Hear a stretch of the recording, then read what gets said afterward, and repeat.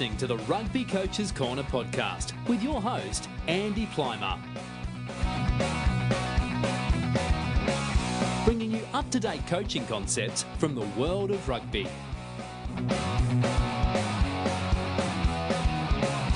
Sharing ideas to make the game better.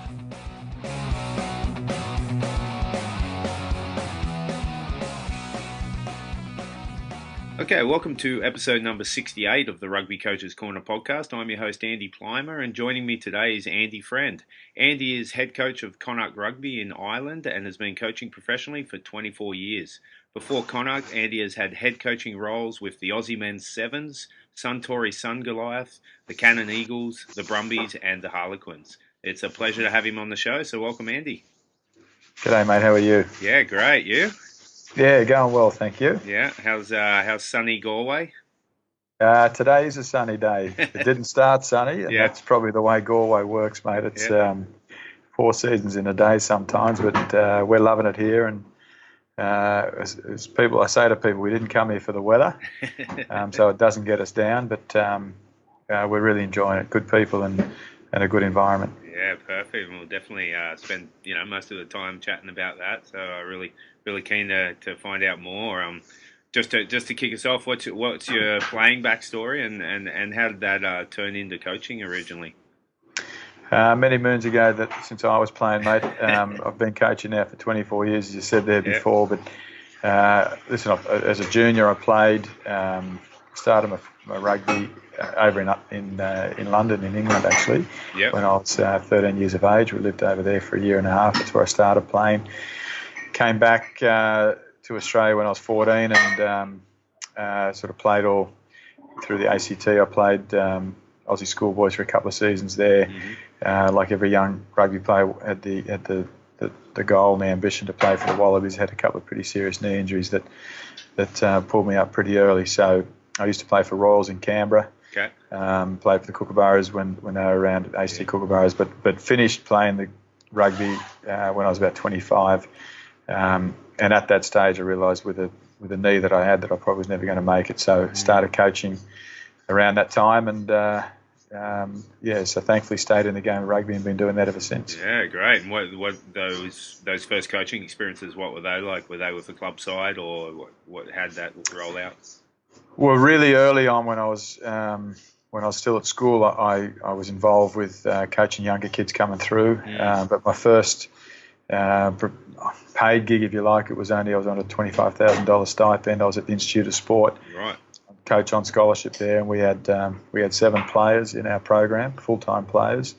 4 of them people probably haven't heard of, but 3 names that people will know about. One was Justin Harrison, he was in that program. Absolutely. One was Joe Roff and one was Stephen Larkham. So that was in my first ever year of coaching at the Institute of Sport. They were 3 guys that I was working with and had involvement with, and sort of went on from there. So what was that like? Individual skill work, performance planning, and things like that. Yeah, it was. They were part of the Institute of Sport program. So the Institute of Sport used to run a really healthy rugby program, and it was a satellite program. We had 7 players in Canberra, and I was working out of Canberra.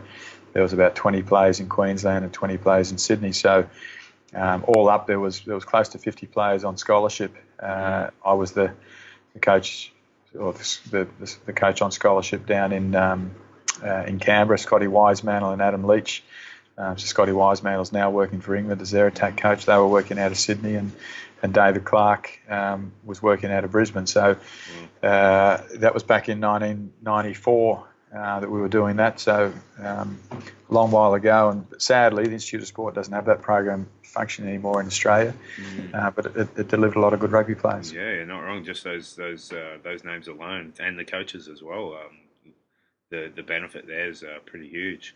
You spent some time over in New South Wales as well with the Waratahs. What was that like? Yeah, well, I left the Institute of Sport after it was only a year. I did a graduate diploma there, and then went to the Waratahs. I started off there as my title was Developing Elite Teams Coordinator. Yep. So I looked after pretty much anything underneath the Waratahs. Chris Hawkins was the coach at the time. Then Matt Williams took over as the coach, and after a couple of years, I became the skills coach with the Waratahs. I did that through till 1999, and then I took off to Japan. I applied for a job that was at the back of the Sydney Morning Herald, and a team called Suntory were looking for a backs coach. And when I wrote in, I realised that the bloke who'd put the ad in there was Eddie Jones. So I met with Eddie in a hotel in Sydney. He was coaching the Brumbies at the time. Yeah. He offered me the job to go over for 8 weeks. Went across there. I really enjoyed Suntory. They seemed to enjoy what I was doing, and they offered me a 3-year gig at Suntory in Tokyo. Yeah. So was that before or after the Harlequins? Yeah. So I did that. I was coaching coordinator there for 3 years. Right. 1999 to 2002. We had 3 really good years there. We managed to win the national championship drew it in the second year, won it undefeated in the third year, and then following on from that, I was then employed back with the New South Wales Waratahs as their assistant coach underneath Bob Dwyer. Yeah, so okay. I worked with Bob for a couple of years. Right. Yeah, At the same time, I was working with Eddie. Eddie was the Wallaby coach, and I was working with him as the technical advisor was my title. So I worked with him for the 2003 World Cup year.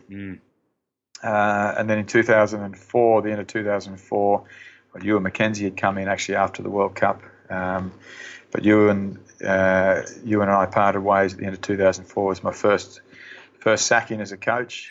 So I left the Waratahs December 2004. I picked up a gig with the Aussie Sevens for 2 weeks, which is my first taste of Sevens rugby. And then myself and Chris Hickey were appointed. Chris was the head coach. I was the assistant coach of the Aussie under-21s, and we took the Aussie team to Argentina, to Mendoza. Played in the World Cup over there, and we got beaten by South Africa in the final. So. Wow. But we had some quality names there, that the likes of Cameron Shepherd and Adam Ashley Cooper and Digby Ioane and Julian Salvi, Tafu Polidornou. Yeah, some big names. James Horwell as a quality side, and just a great experience. Yeah, it's been a long time between drinks too for the Aussie 20s now. For moving in that direction, they seem to have restructured a lot of things too for this time round. So definitely, it's an important piece of the puzzle in terms of player pathway for Australian rugby.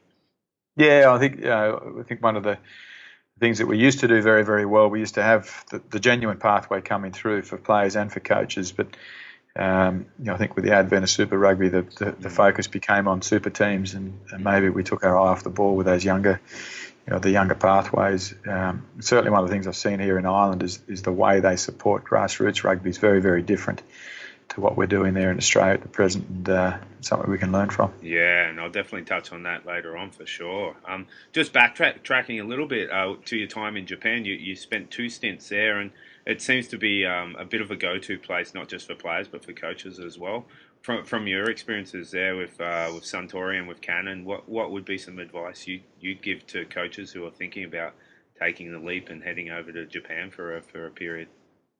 Well, I think it's always good to stretch yourself and to coach in different environments, and an environment where the language is not your first language of choice definitely makes you think about your coaching a lot more, because you don't have the opportunity to waffle. You have to be very direct, and you have to be very succinct with your message. So, and the other thing about Japan, they love training. So when you're looking for hours as a coach, and it's all about hours in the seat, in the saddle, like, you will train more in Japan than you'll train anywhere else in the world, purely because of their compulsive nature of wanting to be better the whole time. So, in the 7 years I had there, it was probably the equivalent of about 12 to 14 years of coaching back in Australia, where you just had time in the saddle. That's great. That's awesome. Yeah, it'd be exciting to go into that total culture change and really just get stuck in.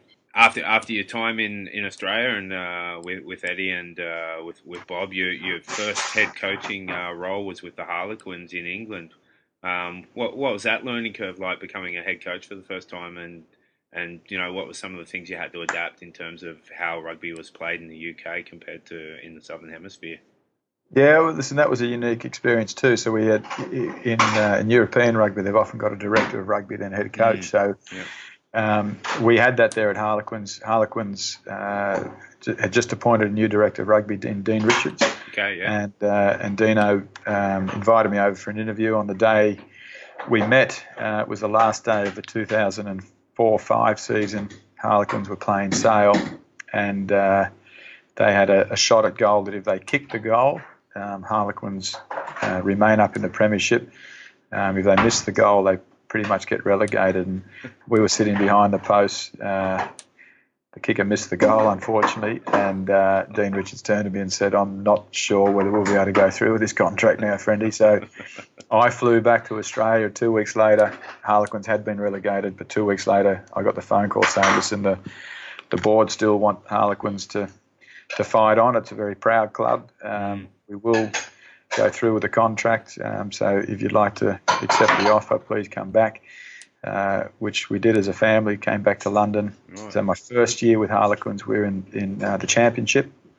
We won 35 out of 36 games, got ourselves promoted back up into the premiership. Nice. And then had 2 really good years there, working with Dean and with John Kingston and the other coaching staff there, Colin Osborne, and some real quality young players. At the time there, we signed young Danny Kerr. No one had heard of Danny at the time. We had Mike Brown and Chris Robshaw and George Rodson, Jordan Turner Hall, these young fellas coming through the academy. Nick Easter was there. We signed Dave Streddle. Now household names, a lot of those fellas, but that was the young group of players we had coming through, and just sort of embarked on a really exciting time for Harlequins, and it was great to be a part of that for 3 years. Yeah, awesome. And what do you think? What's the premiership do really well that Southern Hemisphere rugby could adapt to and bring into their game? Do you feel? I just think the nature of the tournament here, it's more a marathon than it is a sprint. Super Rugby was always a sprint. It was you had to be ready for round one, especially when it was Super 12, when it went to Super 13 and Super 14. It was just so crucial that you won those early games. In the Premiership, you're playing 26 games a year, plus another championship with its European, plus another Power Gen Cup or whatever. It was Power Gen Cup back then, but there's so much football, so it's probably not as frantic. I think the other big thing with European rugby that I learnt, the set piece is so important, because during the months of December, January, Feb, it's very, very hard to play footy. So you needed a strong set piece. You needed to have a tactical and game element to your game, which I'd probably never seen before, because but being in Australia and Japan, it's all about hard surfaces and just moving the footy and playing a lot more ball in hand. But European rugby taught me that there's a lot more about the game in terms of the set piece and being very tactical in how you played it. Yeah, that's great. That's key. All right. Awesome. So and then after Harlequins, you moved back to Australia and then took on the Brumbies coaching role. What was that experience like, and how was the adaptation going from the UK back to Australia then, and probably fairly that was probably just after the what were we then, probably 05, was it? 2008, yeah. 2008, so where Aussie rugby Harlequins, struggling a little bit at that time. Yeah, we came back, and that was probably the dream job, because I'm a Canberra boy. So to come home to my hometown, and I said I played for ACT Kookaburras before the Brumbies started, and if there was a team I wanted to coach, it would have been the Brums. So to get that position was it was brilliant. It was a real honour, and came back in and built what I thought was a really strong team. We had a good coaching staff around us. But learned a lot of lessons there. Learned a lot of lessons around culture and around getting other people's buy-in rather than trying to inform them as to what the value should be. Had 2 good years. Like we had only lost 2 games at home in Canberra, but lost some other games. We had some real awkward times during that period too. we had the death of Sean Mackay, which over in South Africa, which was a really tragic period for certainly for my coaching and for the club and for Sean and his family. We had some good wins, but some tough times too. But 2 games into my 3rd year there, I was sacked again. So that also, again, part of being a coach, I believe we work in an environment where we're continuously judged. I made some errors, no doubt about that, but I also learned a lot about trust, and I learned a lot about making sure that you have the right people around you. I took a year out of coaching after that. My wife had an accident, so we took a year of trying to get Kerry right. It was just a good reflective year, actually, where I spent time with the family and started to realise that a Friday or Saturday or Sunday result is not the be-all and end-all where it probably used to be. But it does put things in perspective when those things happen to you. And ever since then, I've been a lot calmer coach, and I don't get too worked up if we win or lose. Yeah, that's great. That's some awesome lessons there too for coaches who face disappointment, whether it be a loss or being asked to move on. Is you got your family and you got your wife and your kids, and that's more important than anything when it comes to the big picture, right? Yeah, definitely, mate. I remember having a reporter say to me at one stage there after the Brumbies, he said, "You'd be one of the easiest blokes to talk to, Friendy, but you're not successful." And I said, "What do you mean?" And he said, "Well, you've never won a Super Rugby title." I said, "Is that success?"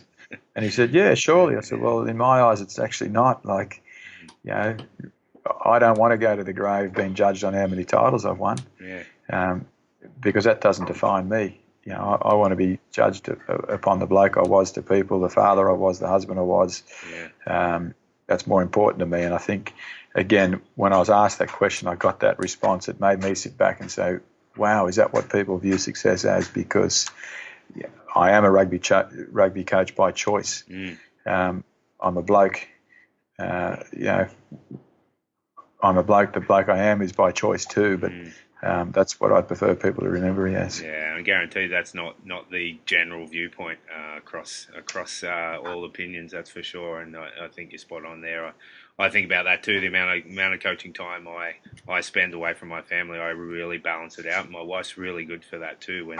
If I've got a couple of teams overlapping, and I'll get the tap on the shoulder, and it'll be a conversation. I think you need to have that support and that person around there to say, hey, let's take the foot off the gas a little bit here.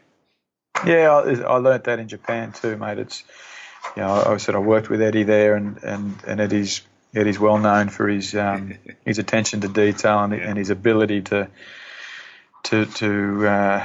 leave no stone unturned. But what I learned in Japan, if I wanted to spend 24/7 analysing games, analysing opposition, talking to players, talking to coaches, I could do that, and I'd still never get it all done. Yeah. So I learnt pretty quickly, life's about balance, and life's about priorities, and I'll spend a lot of time, and I have spent a lot of time focusing on my coaching, on my players and the team at the time. But if I stay doing that, I've got a short lifespan in it. So I just try and get balance as best I can, and prioritise the important things that need to be done, and in terms of work, but also find time for myself, find time for my wife, find time for my family, for my mates. Really, really important. Yeah, key. Awesome. Okay, and then I'll briefly touch on the sevens, and then we'll jump into Connacht. Your time with the Aussie Sevens. What do you? How was that coming from a 15s coach into a sevens role? You said you spent a bit of time there earlier. How was that adaptation, and what are your takeaways that you apply to 15s from the sevens game? Yeah, I spent 2 weeks there in 2005, so it wasn't a great deal of time. No, listen, I was in Japan. My wife had moved back to Australia. There was an opportunity. I was contacted by Australian Rugby Union at the time, Rugby Australia now, to say, was I interested in a sevens gig? I said I did have an interest in it because I did follow the sevens, and I enjoyed the format of the game. When they offered me the job, it was very, very different. I loved it. I seriously loved it. I just think it's a brilliant format of rugby. I find the speed of it is incredible. I find the energy of it and the accuracy of skill technique is really important.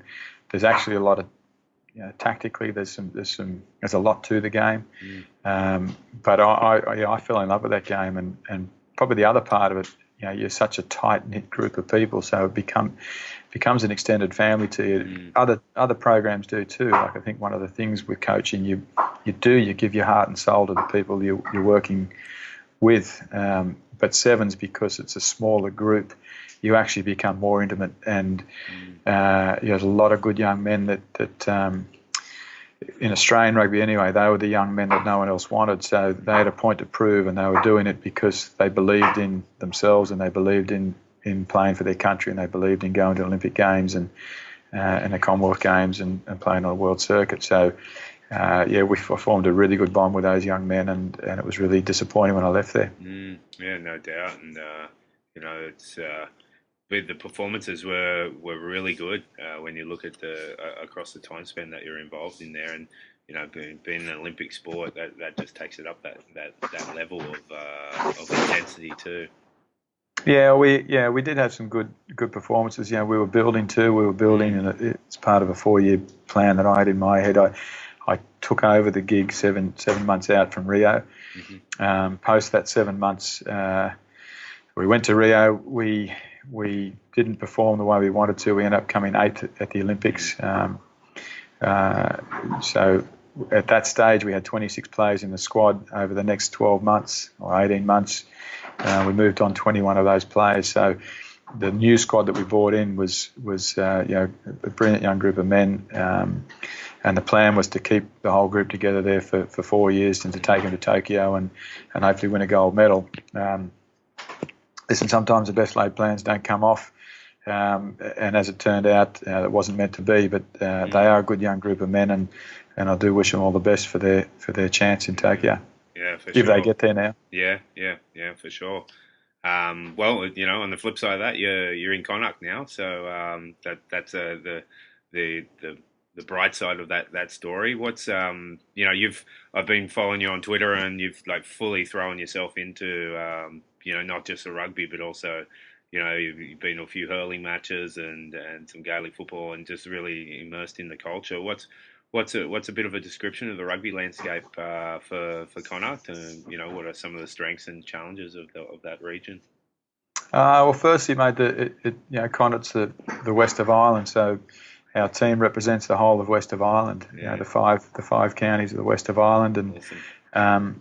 They are really passionate people about their region, and therefore about their footy team. There's a real community feel to Connacht, which I love. I love the fact that it's not just about the top team. It's we have a slogan which is grassroots to green shirt. So there's time spent at the grassroots level to get young aspiring men and boys and girls who want to play for their province, to give them a clear pathway to get there.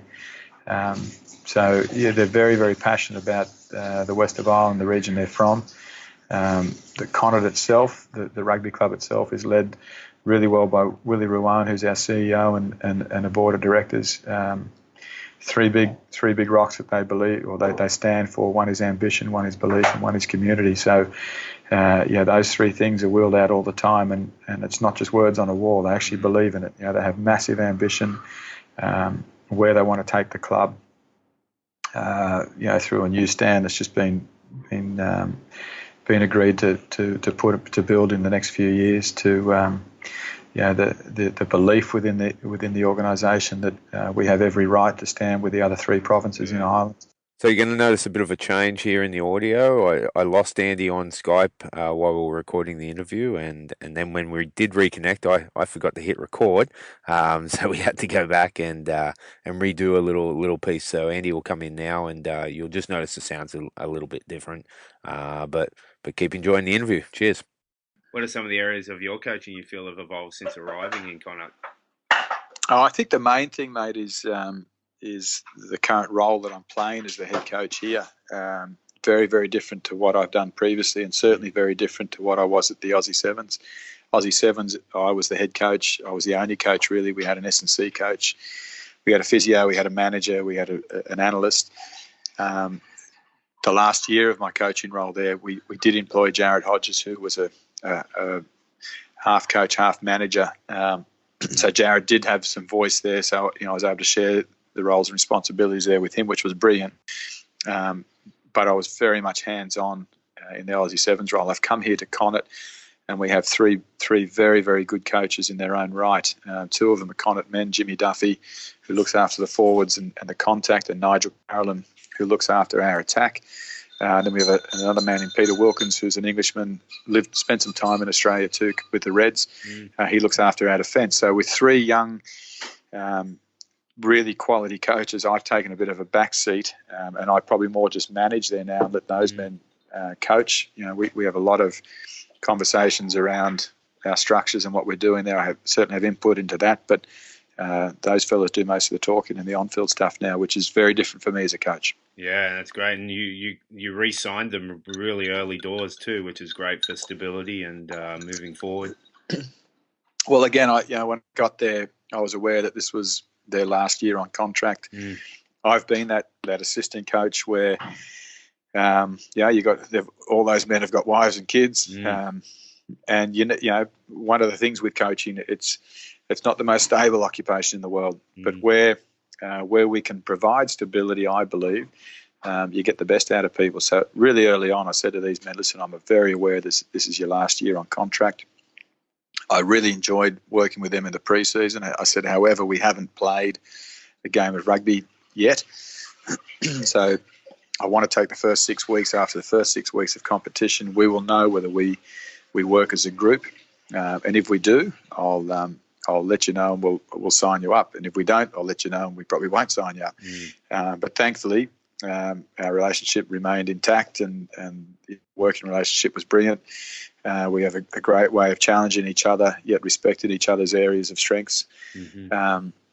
And it was pretty easy after 6 weeks to say to all three men, really enjoy working with you, would love you to stay on. And thankfully all three return serve and said, we'd love to stay, Friendy. So we've signed everyone through for another 2 years. So it's a pretty happy camp. Yeah, that's great, and that sounds really healthy. And like you said, it's great for those who have family and aren't just kind of looking over their shoulder for the next 6 months. So that's awesome. Yeah, I think, and again, in the professional game, we've also done the same with our strength and conditioning staff, led by Dave Howarth, another Aussie. Again, extremely competent, very professional strength and conditioning coach. But his two assistants, Johnny O'Connor and Barry O'Brien, we've signed them through too. Some of our medical staff, Dave Hanley, we've signed him through. So it's just a really good feel there amongst the group at the moment. We've had that time together. We know we work together. So why put anyone in doubt? Make a call, give them the support, allow them the stability, and from that, you'll be rewarded in their work ethic. Yeah, awesome. That's great. Just touching on, what's a day, like a week at Connacht during the Pro 14. What would that look like if someone came along and audited what you guys were doing, and how would that look from between game to game?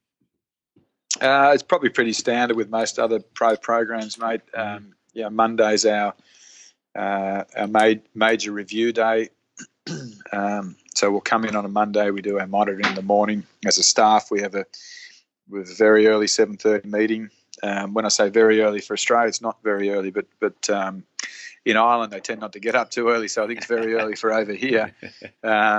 But one of the unique things we do there, one of our promises as a staff, is that we continually grow. So every Monday, a staff member will, at the end of the meeting, will do a 10 to 15 minute presentation on something he or she has learned and would like to share with the group. So that happens every Monday.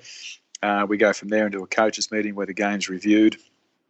All coaches will have done their review on the Sunday, but it's just a brief synopsis in the respective areas: attack, defence, set piece, contact, and our analyst, where we'll just get all our ducks in a row there. It takes about an hour. I then go to a leadership meeting with our leaders. We have a half-hour leadership meeting there. And the players at that stage, around 9:30, they're coming in and doing their monitoring, checking in with how they've pulled up after the weekend. We go into a forwards and backs review sessions, crossing over with their strength and conditioning. We have lunch. We then come back in and do a full team review, and then out onto the training field for either touches or clarity or walkthrough, something reasonably low key normally. But the players tend to get out of there around about 4 o'clock in the afternoon. So a pretty full day of meetings and discussions. Tuesday then becomes our defence day. Again, initiated in the morning with a meeting into an on-field session. We name the team on a Tuesday as well, so that the players are informed if their status has changed. If you're in the team the previous week and now you're not, you'll get a text, and that text just basically says to come in and meet with me, and I then inform you whichever way it is and for the reasons either you're in or that you're now not in. We put the team up. So that's announced to the group. We provide our themes for the week, and then we go out and train. The afternoon is spent reviewing that session in the morning and weights. Wednesday becomes a personal development day, so it's not a day off. We purposely said that it's a personal development day, and that could be a range of things. It could be that you're part of the leadership program and there's a leadership course going on, or there's we have a mentor program too. We could be doing something with the mentors and the mentorees. It could be that that's your day of study and you're off studying. It could be that you've got additional strength and conditioning work, you've got additional recovery work. It could be you're doing absolutely nothing. It depends upon the person, but it's not seen as a training-free day, which used to always be called. It's a personal development day, which I think is an important distinguishing feature of it. Thursday then becomes our attack day, where we, as a coaching group, tend to take a bit more of a back seat. Right. Friday then becomes our game callers meeting into we call it a game prep or a captain's run traditionally, where again we actually take a massive back seat as a coaching group. Most of our coaching's already been done, and then we head into, if we are travelling, we'll travel that day. If we're at home, then the boys head out and have a lunch at a venue around town. Again, Galway's brilliant at supporting the team, so an organisation or a restaurant or a bar will put on a feed for the fellas, and they'll go and have a team lunch, and then the rest of the day's theirs into when 2 hours before kickoff we turn up the next day and get ourselves ready for the game. Great, sounds awesome. Sounds busy, and no stone unturned as well. So that's really comprehensive. Yeah, I think it's a neat little combination of allowing people to still be people, and but at the same time having a pretty clear process there, which makes sure our reviews are done and our previews are done, and we've put the adequate amount of work into our game predominantly. I think that's the other big thing in the week. We spend 90% of the time on us, not necessarily opposition, but we've had that time to know what it is we need to do, and then we hopefully get them in the physical and mental state to go out and perform. That's great. And last thing on Connacht, they've a lot of success bringing academy players through into the senior ranks. What are some of the things that the club's doing to get that area right? Well, we've got a great academy system. Eric Elwood leads that, and they've got a couple of quality young coaches in Mossy Lawler and Ambrose with him there that lead that. To me, that's the most important part of a program, to be honest with you. I'll call it the vegetable patch, but if you've got the right vegetables growing, mate, you're going to be okay. So you've got to spend time and energy on that, on the right people in the academy. You won't get it right all the time, but it's all linked to the succession planning that you do at the top end, and you need to know what gaps you've got coming up in your succession planning. You need to know that the people you're putting in there, you honestly need to believe that they can be professional footballers. Now, not all of them end up being professional footballers. That's life too. It could be injury. It could be, forms just stopped, or a belief, or whatever. But But if you do your homework right at the younger age group and you get the right people in, you can save yourself a lot of money, and you got your success in your own hand. Yeah, that's great. Okay, well, last question before wrapping up. We kind of touched on it earlier. You've been fortunate enough to see how two national systems align their structures with their respective provincial teams. What are some of the areas in the Irish national system that you've been really impressed with and that they're doing really well? Oh, I think the main thing, mate, it's everything. Well, my view on it is that every province, there's a genuine desire to support the national program and the national team. So, if I get a phone call from Joe Schmidt, which I tend to do at least once a week, and Joe will say, player X is, we need him to be rested, friendly, or we've got a concern. I'll respect that. I'll listen to that, and where I can, I will make sure that we do support that. There's been the odd occasion where I've been asked to try and rest a player, and for a reason that we actually don't have anyone else in that position. I've had to ring Joe back up and say, mate, we've had 2 injuries in that position this week. I'm going to need to play him, to which he understands and respects our viewpoint too. So there's just a really collaborative approach from. I can only talk from my side of it, but from as a provincial coach heading to the national coach, I would love to see Joe successful and the national team successful. Similarly, he would love to see Connacht, and I'm sure Leinster, Munster, Ulster successful too. So there's it's a group of 4 who all pushing towards getting the group of 1, which is, they call it the team of us over here, the Irish team functioning, and I think it's really healthy. Yeah, that's great. Yeah, some good messages there. All right. Well, we always end the show with the same final 4 questions. When you were a youngster and you first really fell in love with the game of rugby, who was one of the players that you really looked up to? Listen, when I was growing up, mate, Michael O'Connor would have been that bloke. Mick was a Canberra boy, a Royals boy. Yeah. I probably more remember him as a rugby league player, but because he went across pretty quickly. But he was certainly Manly, a player. right? That was he Manly? He was. He was Manly. Played a bit of St George as well. But he was certainly a player that I loved watching, and I just thought, that again, being a Royals boy and a Canberra boy, he was pretty special. Yeah, no, he was a beauty for sure. And what about now? Who are some of the players going around that you're impressed with how they go about it? Well, mate, I've been really fortunate to coach a lot of quality footballers, but I'd have to say the bloke that continues to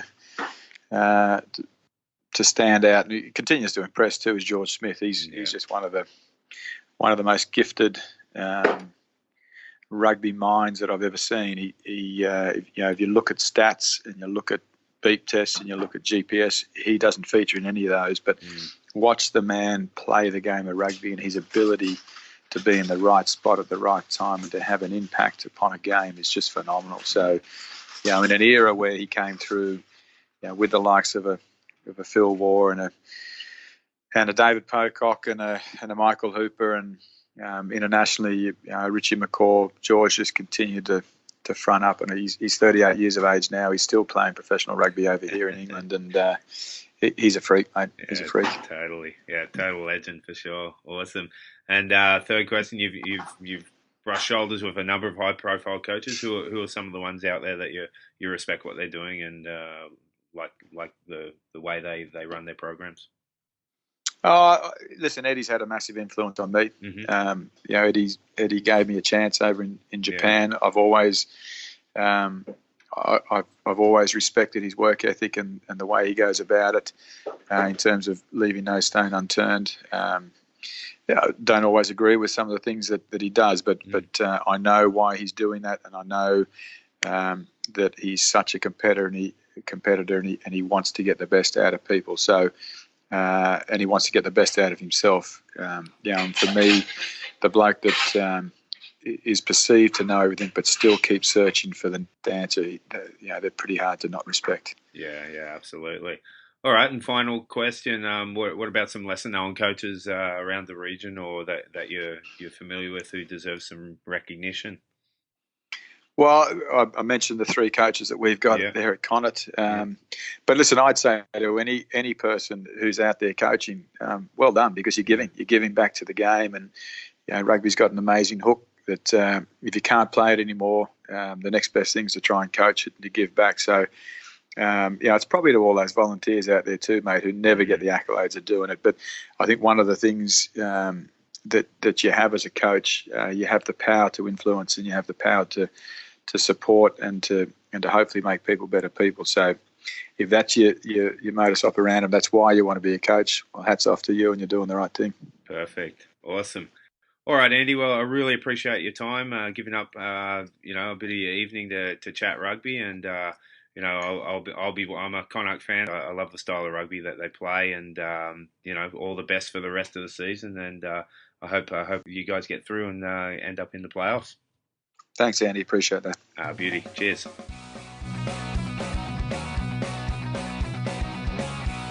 Thanks for listening to the Rugby Coaches Corner podcast. If you enjoyed the show, please leave a review via iTunes and keep listening for the next episode.